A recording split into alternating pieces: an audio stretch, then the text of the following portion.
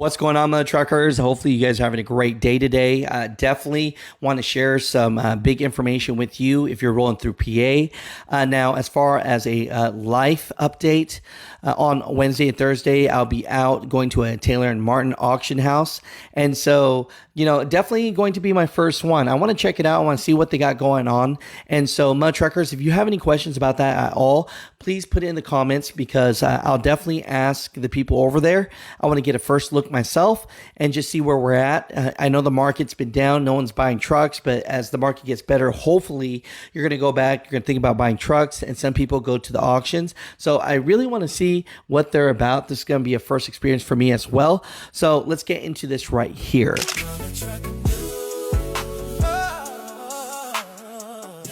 Let's not report things that you're going to get after the fact if there's a crash or a pile up or if you get put out of service.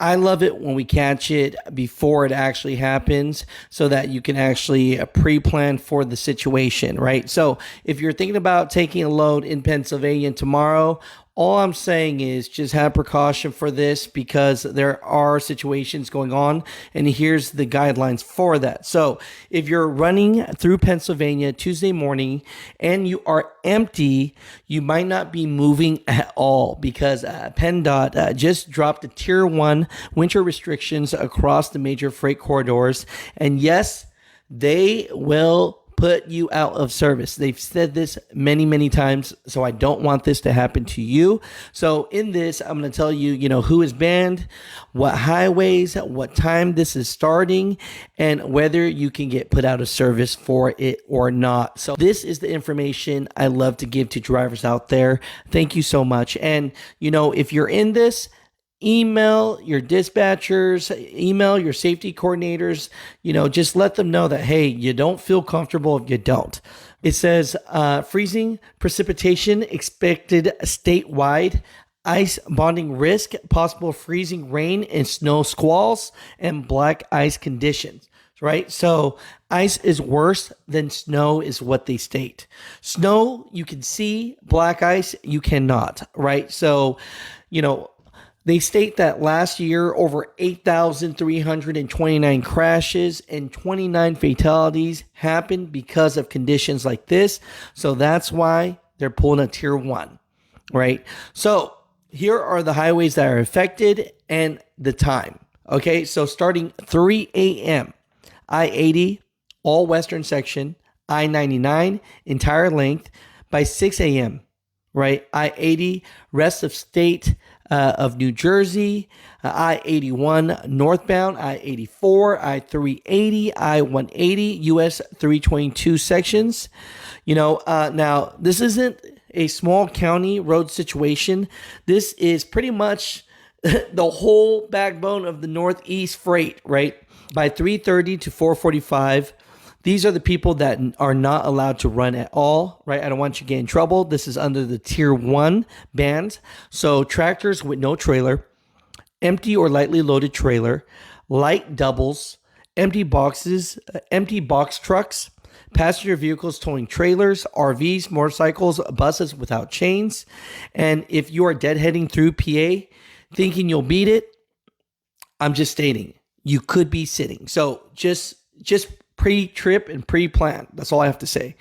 Now by 4:45 to 5:45, speed limits can drop to 45 miles per hour. Trucks, of course, must stay in the right lane, and restriction posted on message boards and 511 PA. And it sounds so stupid, but yes, they're going to be looking for you. They will put you out of service if they think you're empty, if your trailer's swaying, they could do that. The big question is how many drivers are affected by this? So they estimate, right? And I got this off of their Department of Transportation, that 20 to 30,000 daily truck movements through those corridors. So Tier 1 likely impacts about 25 to 40% of the commercial traffic. So roughly 5,000 to 12,000 drivers will be affected tomorrow. So if you're an owner operator, or you're hauling regional, or you're thinking about just traveling through and you need a deadhead, just know that this might happen to you, right? So I just don't want you to be in a situation where it messes up your day and your livelihood, And so the big situation is by 6:45 to 7:45, it's a tier 1. But the thing that I don't want to happen to you is if it becomes a tier 2, then you're really going to get stuck in PA. So by 7:45 to 8, just check 501 PA. Things can change at all times. Just want to let you know, just want to be here for you guys. I appreciate you guys. I love you guys. And I'll talk to you guys later. Just want to give a shout out to my partners, Multi-Service Fuel Card. Definitely, they are just the right fit for a small owner-operator fleet or a one-man woman show, right? And so it's a fuel discount card. You could use that over 9,000 plus locations.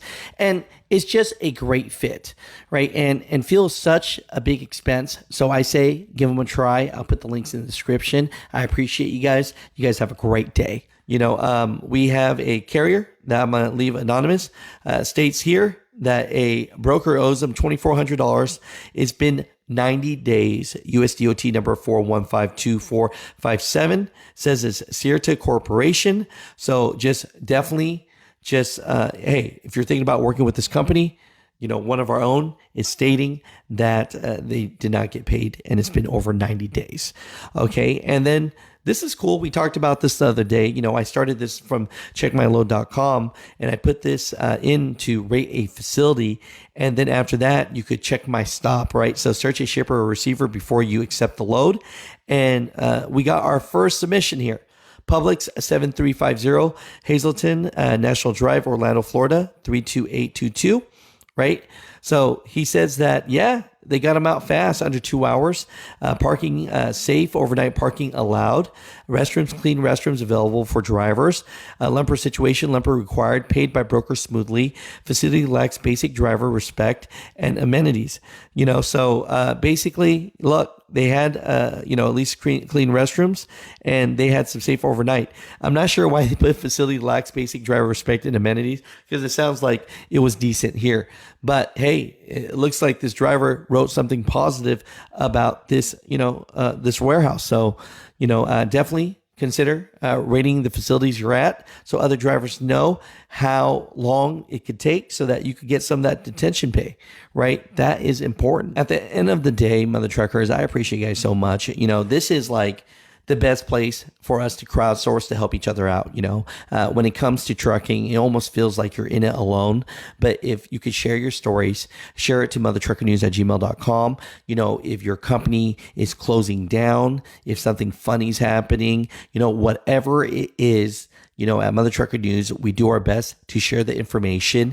And so you are not alone. So I appreciate you guys so much. And if there's anything that you think needs the attention of all the truck drivers out there, please email us at mothertruckernews@gmail.com.